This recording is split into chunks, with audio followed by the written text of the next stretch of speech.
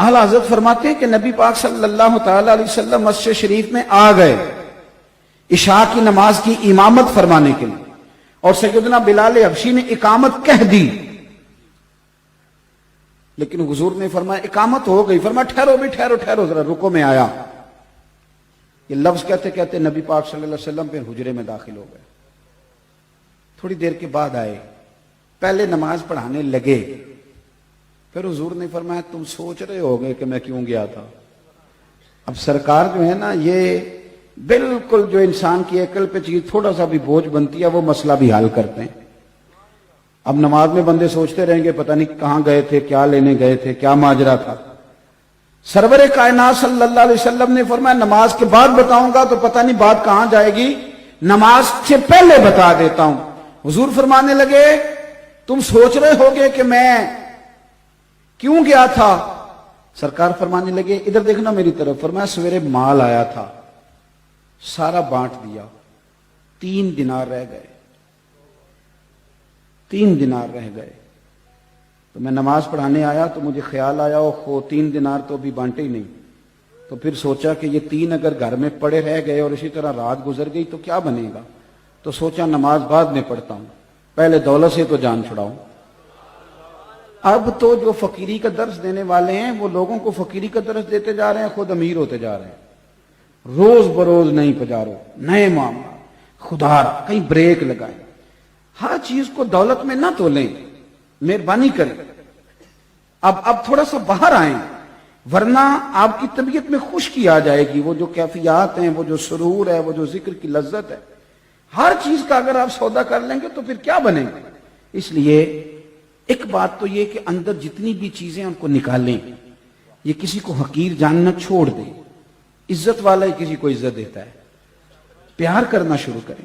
اور دوسرا یہ کہ تھوڑی قناعت اختیار کریں۔ میں نے زیادہ باتیں نہیں کرنی، بس میں اپنی بات سمیٹنے لگا ہوں۔ مجھے اندازہ ہے کہ محفل نعت کا ماحول ہے تو انشاءاللہ تعالی محفل مبارکہ آگے چلے گی، اور میں ویسے بھی اللہ تعالیٰ آپ کو جزائے خیر دے، انہوں نے مدینہ شریف میں ملاقات ہو گئی، پھر بھی بعد میں بڑی محبت کے ساتھ کہا تو میں حاضر ہو گیا، ورنہ میں بزدل سا خطیب ہوں۔ ہم تو اس وقت جلسہ کر کے بڑی دیر کے گھر بھی پہنچ جاتے ہیں۔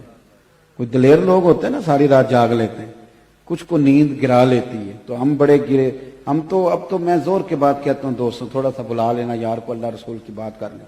یہ رات ساری کے جلسے تو دلیر لوگوں کا کام ہے، دلیر میں صحیح کہہ رہا ہوں، جو شب زندہ دار قسم کے لوگ ہیں وہ کر لیتے ہیں۔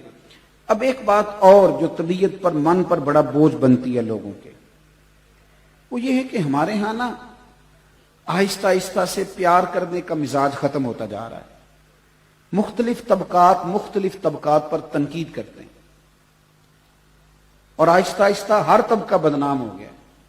یعنی ایسا نہیں ہے کہ آپ پولیس والوں کا نام لیں تو لوگ کہیں گے یہ بڑا بدنام طبقہ ہے، جو لوگ علماء سے دور ہیں ان کے سامنے کسی مولوی کا بھی نام لیں تو اللہ معاف فرمائے ان کا اللہ بولا جب گڑبڑ ہے۔ یعنی کوئی طبقہ، پٹواری کی بڑی عزت ہے ہمارے معاشرے میں، تحصیلدار کی، ٹیچر کی، ہم نے کچھ شاید چھوڑی نہیں، کسی جگہ بھی کوئی بھی وقار قائم نہیں رہا۔ اس کا نقصان پتہ کیا ہوتا ہے؟ جب بندہ غیبتیں کرتا ہی رہتا ہے تو اسے یوں لگتا ہے کہ جیسے سارا زمانہ خوفناک لوگوں سے بھرا ہوا ہے، کوئی اپنا نہیں، کوئی مخلص نہیں، کوئی پیارا نہیں۔ میں ملک سے باہر تھا تو ایک صاحب مجھے کہنے لگے پاکستان کا بڑا برا حال ہے، سیاستدان چور ہیں، تاجر دھوکہ کرتے ہیں، مولوی لڑتے ہیں، پیر لٹیرے ہیں معاذ اللہ۔ تو میں نے اسے کہا کہ آپ کو باہر بیٹھ کے ساری باتوں کا کیسے پتہ ہے؟ آپ وہاں آئیں، اللہ کے فضل سے ایسا کوئی معاملہ نہیں۔ کس نے آپ کو کہا ہے؟ یہ کس نے آپ سے بات کر دی اس طرح کی؟ اللہ کا فضل ہے، لوگ اچھے برے ہیں، لیکن ہمارا اس قوم سے تعلق ہے کہ کل ابھی زلزلہ اور سیلاب آیا تھا تو جس بیٹی بیچاری نے سلائی مشین پہ بیٹھ کے سارا جہیز بنایا تھا اس نے بھی زلزلے والوں کو دے دیا تھا۔ آج کسی ایک بزرگ کو خون کی بوتل کی ضرورت پڑتی ہے، 14 جوان چوک میں کھڑے ہوتے ہیں، یہ قوم آپ کو بری نظر آتی ہے؟ اب رمضان شریف میں مسجدیں تھوڑی ہوتی ہیں، حافظ زیادہ ہوتے ہیں، تو علماء محنت کر رہے ہیں تو دین کا پیغام آگے جا رہا ہے نا۔ یہ سبق پڑھا رہے ہیں تو حافظ تیار ہو رہے ہیں۔ ہر مسجد میں جمعہ ہوتا ہے تو کسی نے علم پڑھایا تو کوئی آگے جمعے کے بیان کر رہا ہے نا۔ کس طرح کی آپ بات کرتے ہیں؟ یہ کمزوریاں ہم نے پیدا کی. میں اللہ کے فضل سے تنہائی میں بھی نعت خوانوں کی مخالفت نہیں کرتا. میں نہیں کرتا. میں کسی باعث کی مخالفت نہیں کرتا. اس کی وجہ یہ ہے کہ میں ایک بندہ ہوں, میں یہاں تقریر کر رہا ہوں, لیکن محفل تو اس وقت میرپور میں بھی ہو رہی ہوگی, گجرات میں بھی ہو رہی ہوگی, لاہور میں بھی ہو رہی ہوگی. تو جب میری اوقات اللہ نے اتنی بنائی ہے کہ میں صرف یہاں بات کر سکتا ہوں, تو پھر مجھے چاہیے نا جو لاہور ذکر رسول کر رہا ہے میں اس کو بھی مان ہی جاؤں. یہ تھوڑا نکلیں آپ ان چیزوں سے. آپ تھوڑا سا زندگی کو مثبت بنائیں. میرے رسول پاک صلی اللہ علیہ وسلم نا لوگوں کو عزت دیتے, لوگوں سے پیار کرتے.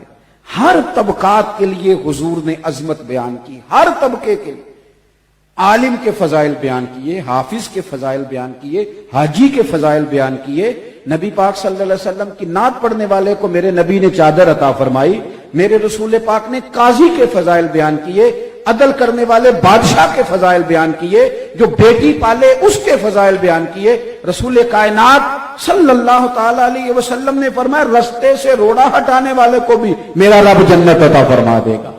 رسول پاک صلی اللہ علیہ وسلم نے محنت کر کے, مزدوری کر کے, کوشش کر کے پیسہ کمانے والے کو اللہ کا دوست کہا. حضور نے تاجر کے بارے میں کہا, تاجر کے بارے میں ترمذی کی حدیث ہے, فرمایا تو سچ بول کے تجارت کرنا, اللہ سچے تاجر کو قیامت کے دن نبیوں کے ساتھ جگہ عطا فرمائے گا.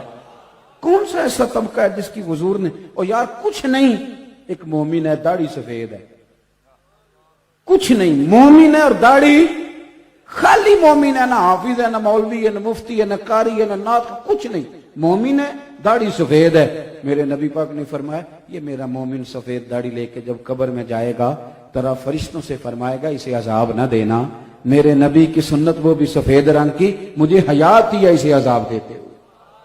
حضور نے تو ہر طبقے کو عزت دی, ہر طبقے کے حصے میں حضور نے عزت لکھی.